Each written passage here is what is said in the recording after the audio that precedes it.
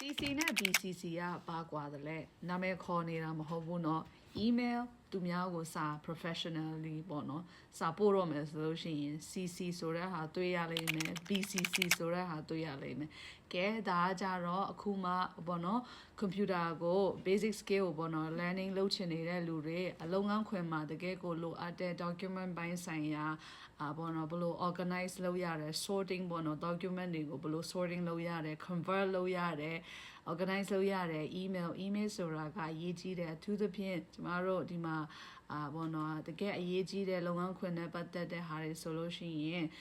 လူတိုင်းမှာလုပ်ငန်းခွင် email ရှိတယ် personal email တော့မသုံးဘူးလေเนาะလုပ်ငန်းခွင်မှာပေးထားတဲ့ email ရှိတယ်ပြီးလို့ရှိရင်ကျမတို့ကတကယ်ရေးကြီးတဲ့ဟာတွေဆိုရင်ဘယ်တော့မှ text message တွေနဲ့မသုံးတော့ဘူး professionally formally ပေါ့နော် formal အရာကျမတို့ email နဲ့ပဲဆက်သွယ်ကြတယ်အဲ့ထဲမှာ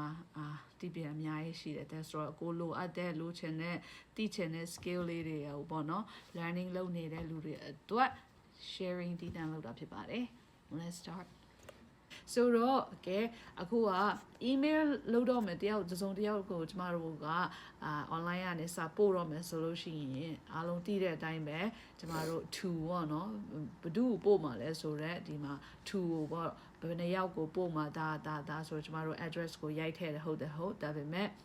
CC ဆိုတဲ့ဟာနဲ့ BCC ဆိုတဲ့ဟာပါကွာတယ်လဲဆိုတဲ့ဟာကိုလည်းအနည်းငယ်ပြပြချင်ပါတယ် CC ကတော့ carbon copy ပေါ့နော် carbon copy ဆိုတာသူက made to copy တပုံစံထဲလို့ပြောလို့ရတယ်လေနော် carbon copy ကကြတော့ပို့ထားတဲ့လူနဲ့ဒီ CC မှာပို့ထားတဲ့လူတွေအားလုံးက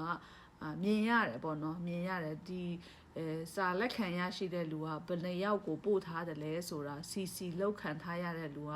ကိုစီမှာစာရောက်လာတဲ့ချိန်မှာဘဒူကိုပါသူကတွဲပြီးမှစာပို့တယ်ဆိုတာမြင်ခွင့်ရှိတယ်ပေါ့နော်အကယ်၍ကိုက BCC ဆိုတဲ့ဟာက blind carbon copy လို့ခေါ်တယ်အဲ့ blind လောက်ထားတဲ့နေရာကို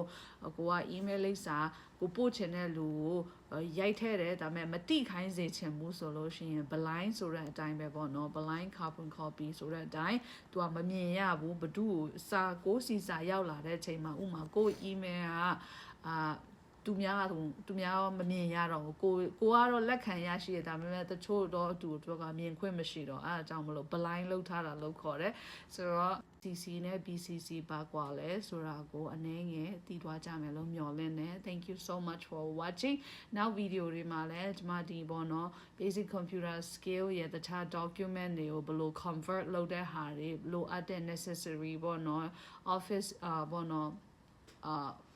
environment အတွက်ပေါ့နော်လိုအပ်တဲ့ skill လေးတွေကို share